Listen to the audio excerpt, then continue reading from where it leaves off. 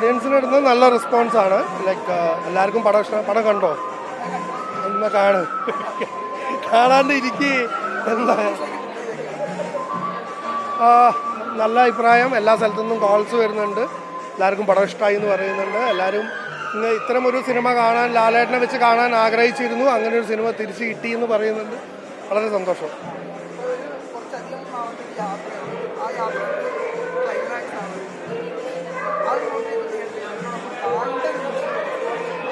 ഭയങ്കര സന്തോഷം തോന്നി. കാരണം കഴിഞ്ഞ വർഷം 2024 ഏപ്രിൽ 22-നാണ് ഈ പടത്തിൻ്റെ ഷൂട്ടിംഗ് തുടങ്ങിയത്. ഈ വർഷം ഏപ്രിൽ 25, അതായത് ഒരു വർഷവും 3 ദിവസം കഴിഞ്ഞപ്പോൾ പടം റിലീസായി. ഒരുപാട് സന്തോഷം. ഒരുപാട് എഫേർട്ട് ഉണ്ടായിരുന്നു, ഒരുപാട് യാത്രകൾ ഉണ്ടായിരുന്നു, ഒരുപാട് ബുദ്ധിമുട്ടുകൾ ഉണ്ടായിരുന്നു.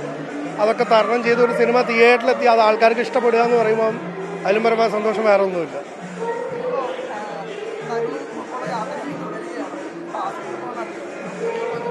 കാസ്റ്റ് ആകാൻ തീരുമാനിച്ചിട്ടില്ല.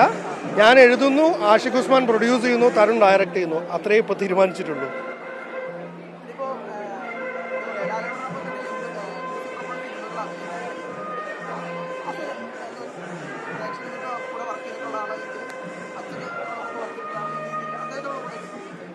ലാലേട്ടനോടുള്ള എക്സ്പീരിയൻസ് അടിപൊളി എക്സ്പീരിയൻസ് തന്നെയല്ലേ. കാരണം ഈ സിനിമയിൽ കോ ഡയറക്ടറായിട്ട് കൂടെയും കൂടി നിൽക്കുക എന്ന് പറയുമ്പം ഒരുപാട് സന്തോഷമുണ്ട്.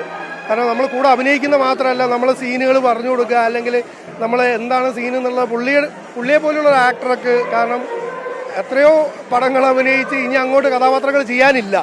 അങ്ങനെ ഒരാൾക്ക് നമ്മൾ സീനുകൾ പറഞ്ഞു കൊടുക്കുക എന്ന് പറയുമ്പോൾ പുള്ളി അമ്മ അടുത്ത് ചോദിക്കാം, മോനെ അടുത്ത സീൻ എന്താ, ഞാൻ എൻ്റെ ഡയലോഗ് എന്താന്ന് പറയും.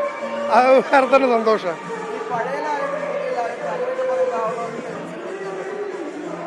അതിനോട് ഞാൻ യോജിക്കുന്നത്. അങ്ങനെ ഒരു പഴയ ലാലേട്ടനും പുതിയ ലാലേട്ടനും ഇല്ലല്ലോ.